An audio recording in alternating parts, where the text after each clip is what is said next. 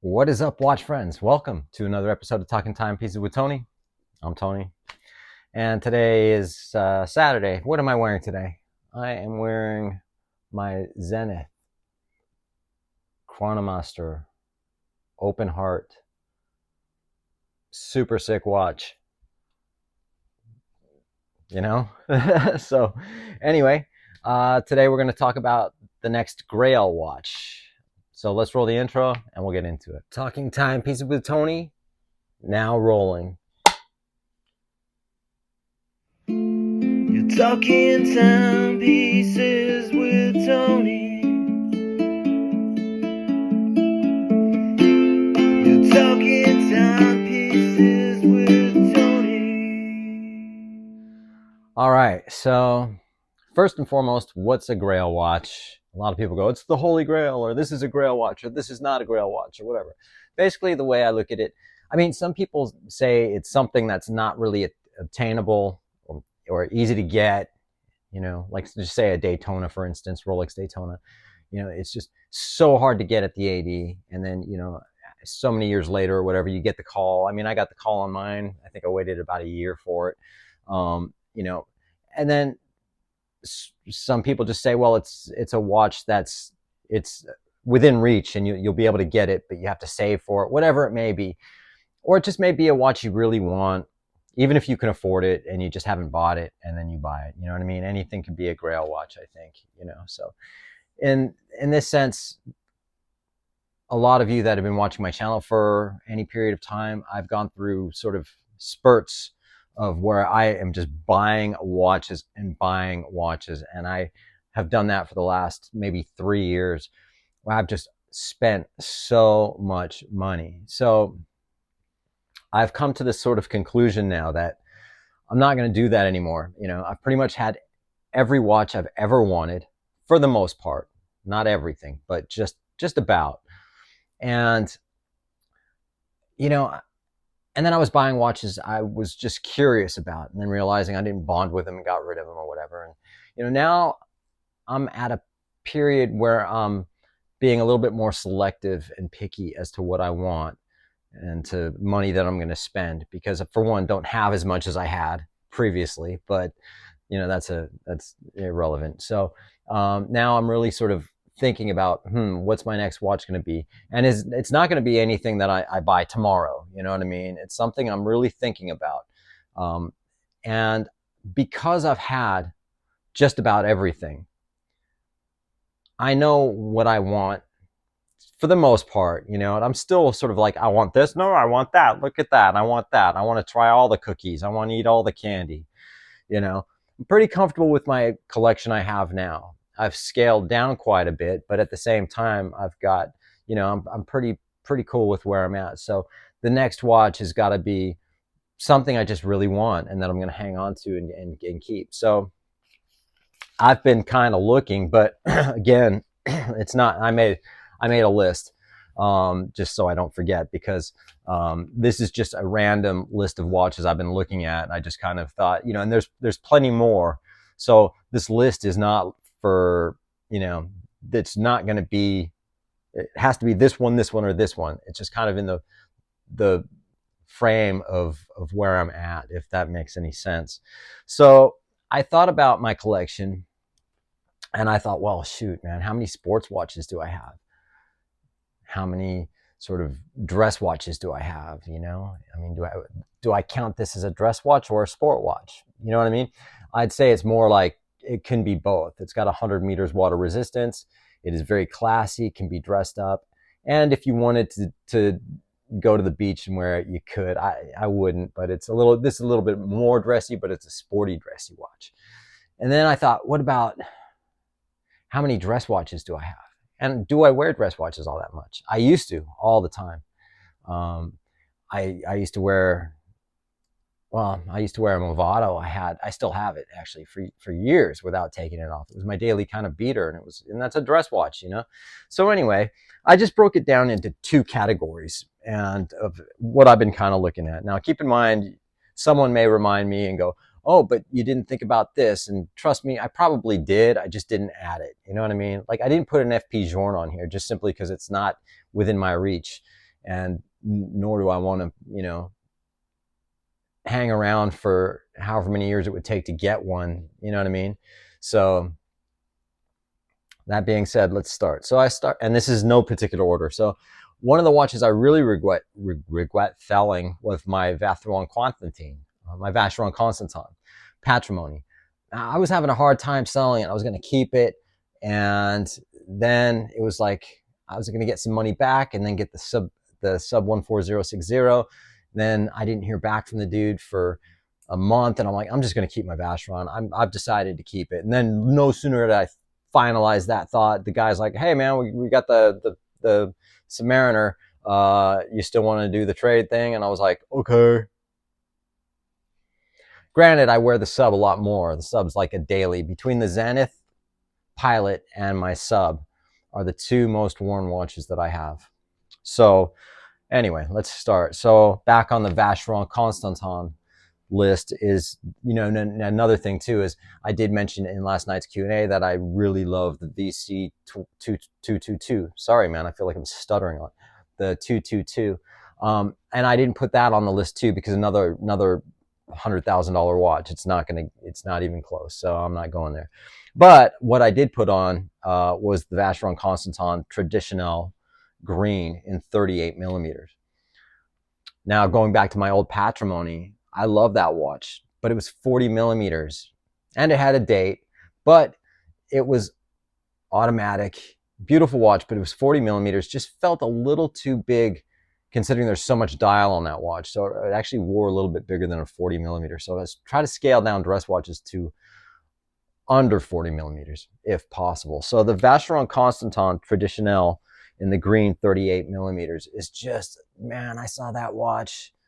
Rose gold, beautiful green dial, beautiful green alligator strap. The price point on that's like $23,500. A lot of money, but still, it's within a reach, so to speak, for me. If I could buy it today, I would, but I can't. So there you go. But that's a manual wind as well. So that's one that's on my list. I really like that watch. The next one was another Vacheron Constantin Patrimony, like the one I had, but this one's a manual wind, and it's 39 millimeters. So there's a big difference between a 40 millimeter and a 39 millimeter. A lot of people go, it's only a millimeter.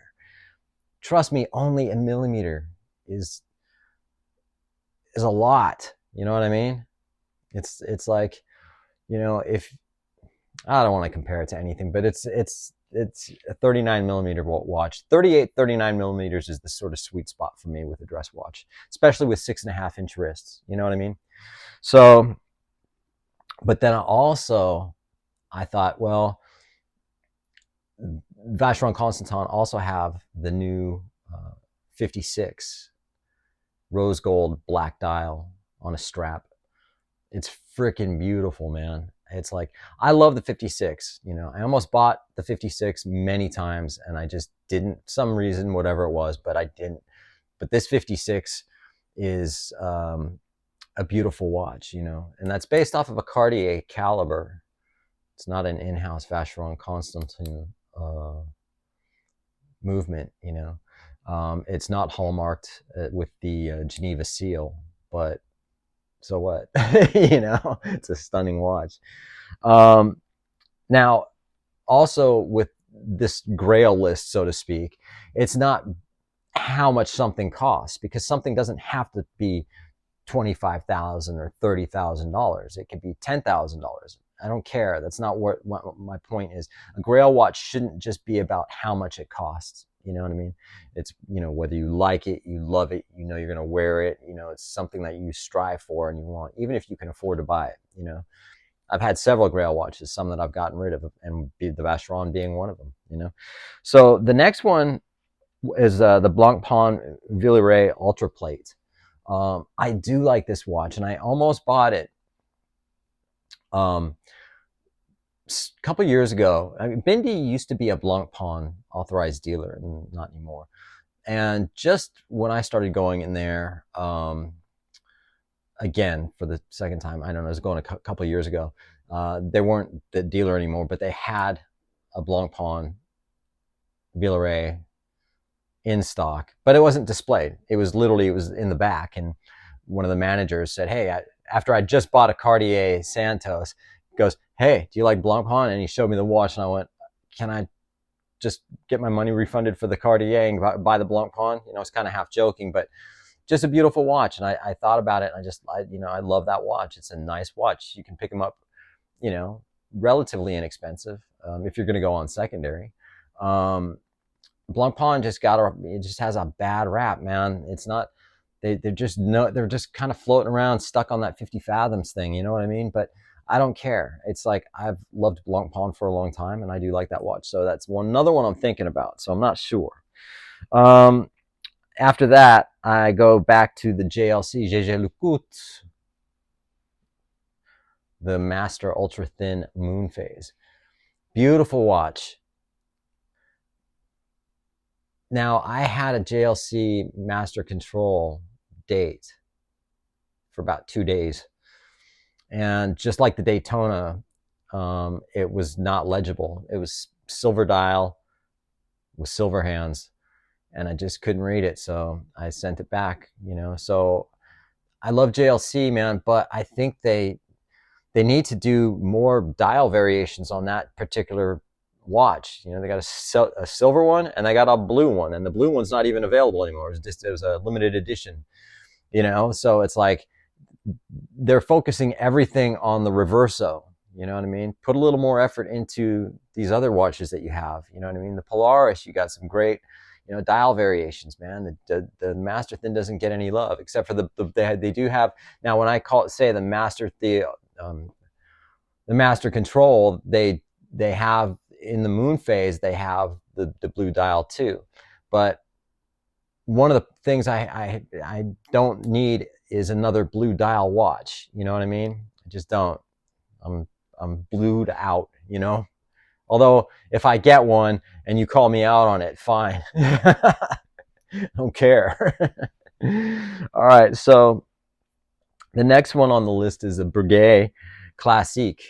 Now, Breguet are just, you know, an amazing brand. We all, you know this. You know, Abraham Louis Breguet invented the tourbillon. They should be in the Holy Trinity, whatever. It's there, you know, and they just, again, one of those brands that just are sitting almost dormant, you know, but they make beautiful watches. You know, when you see other watch companies that have taken so much from Breguet and added to themselves, including Patek Philippe, Breguet numerals, Breguet hands, you know, it's just mind-boggling that they're not further where they are. They've got to do something, but I still love the Classique, so that's another one I'm thinking about. Okay, so that was on my dress list, so to speak.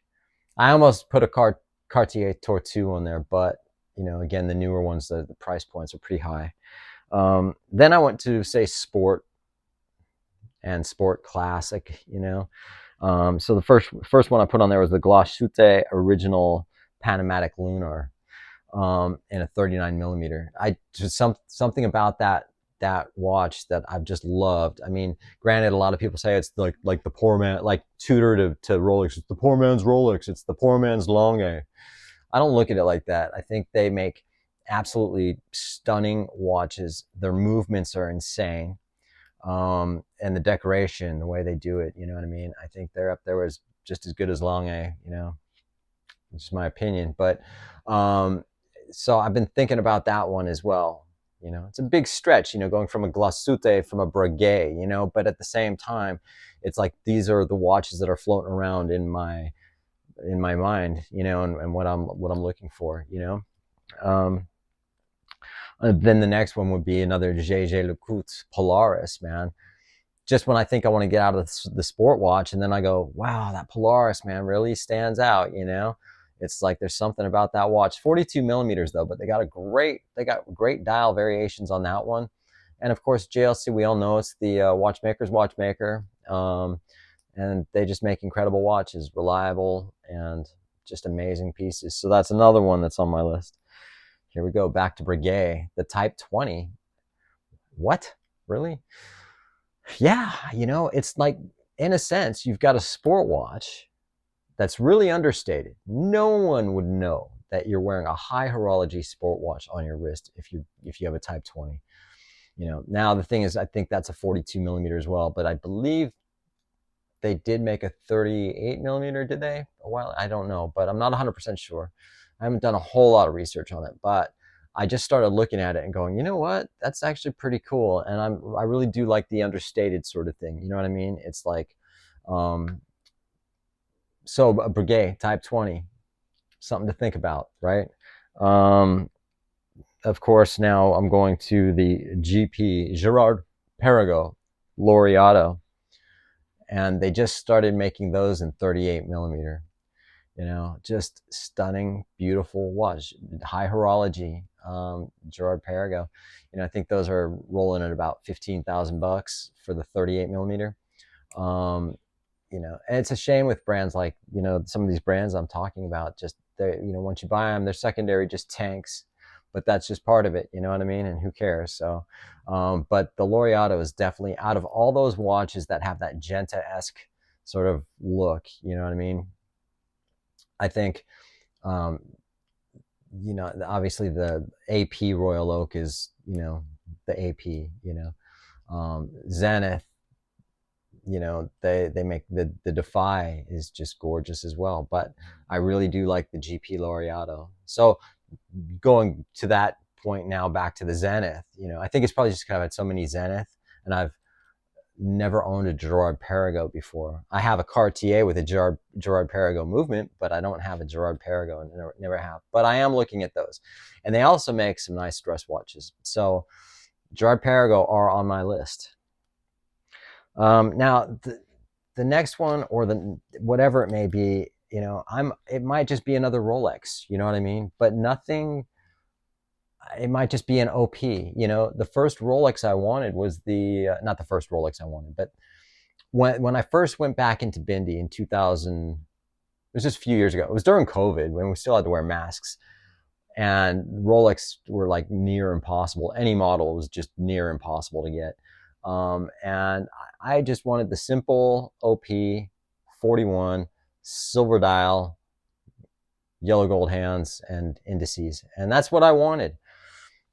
Everything else I wanted with Rolex came in except for the OP. And the OP did actually finally come in a couple of times. And then I ended up, at the same time, it was like, well, you can get the green dial OP, or you want the 41 silver. I'll take the green, thanks. You know what I mean? And I just always sidetrack that OP, and I kind of go, well, and that in a sense, although that's their, less expensive line, whatever, is in a sense kind of become a grail for me, because it's always kind of eluded me in a sense, even when it was offered to me when I was getting other watches, you know what I mean? Like whether it be the Batgirl or whatever, the Submariners or the whatever, the Datejust and whatever. I just went with those, and I didn't get the OP. I just kind of was like, well, right, well, fine, we'll get that. So that being said, that's my list. What's your next Grail watch? So let me know in the comments. And thanks to you guys. I hope you continue to like and subscribe and all that good stuff, if you're even watching by now, because the analytics say that only so many percent watch 10%. I don't know what the hell that shit is. I don't pay attention too much to it. But anyway, you guys take care. I appreciate it.